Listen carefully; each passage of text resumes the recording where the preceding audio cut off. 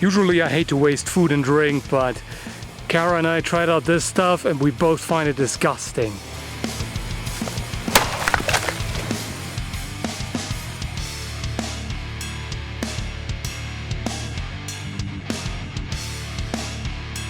Unfortunately, I messed up the edge alignment on that strike, but just a pure force made the bottle explode and rip through the cans. So there's still one can left.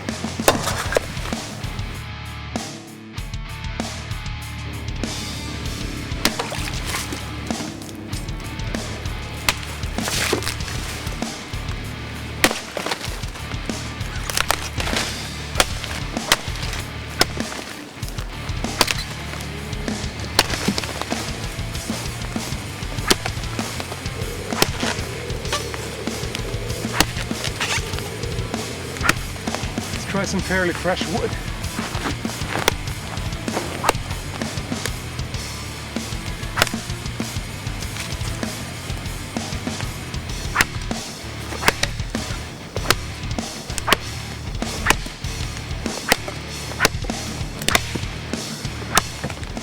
So obviously this kind of testing is a lot of stress for a blade, and if it's not tempered well enough, too brittle or too soft, it may either bend or break, which this one has not.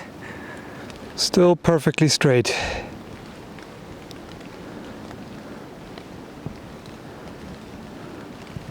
All right, time for a durability test.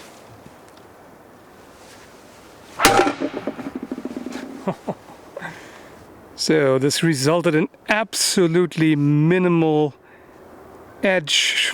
I don't even want to call it damage, it's more wear. It's even kind of hard to show you because it's so difficult to see.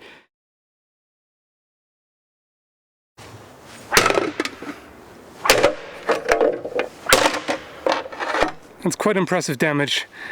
It even cut the can. And as you can see, it is fairly thick material. Not much damage. There is just a little bit of edge rolling here. That's a type of damage that is easier to fix. No actual chipping, so that's good.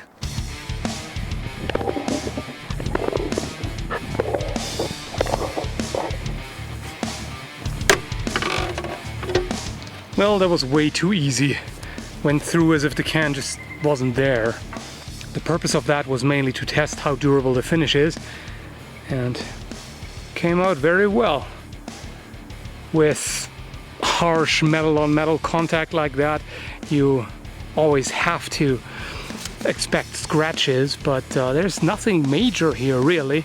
And the nice thing is that with this type of finish, scratches and such add to the character of the blade, so it's not something to freak out over.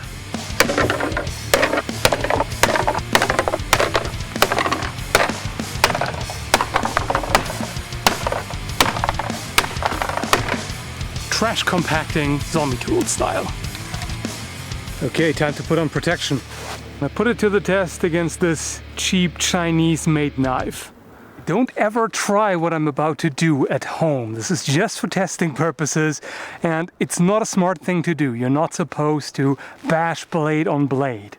It's really just to see how sturdy this one is. As is to be expected, we've got some edge damage here. Definitely not surprising with steel on steel contact, but the blade itself is fine. This, on the other hand, did not fare quite that well.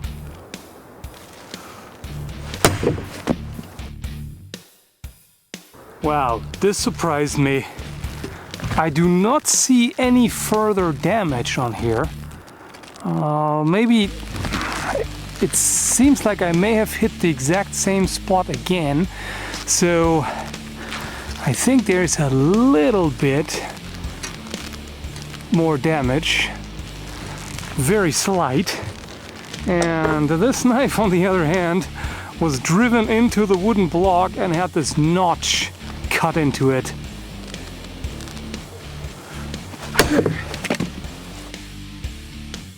So again, here is a bit of edge damage, which is still repairable. And the knife, it actually cut into the blade.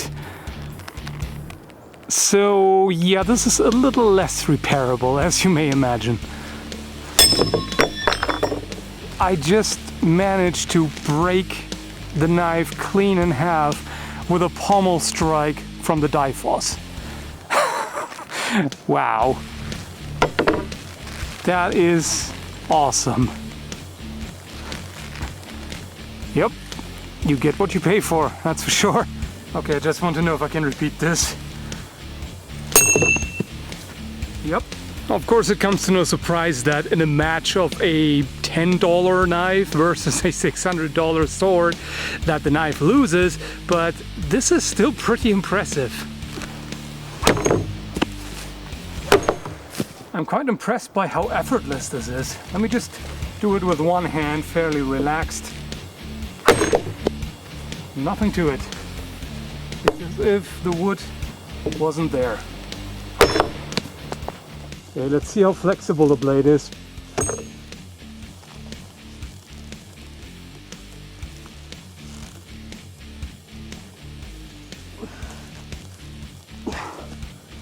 It's quite rigid. It's not very easy for me to flex it, which means that it would be very good in the thrust. The more rigid a blade is, the more effective it is in a stabbing motion. And the lack of flexibility doesn't seem to be a problem with this because it's so sturdily built. And after all the abuse, it's still perfectly straight. It's not taken a set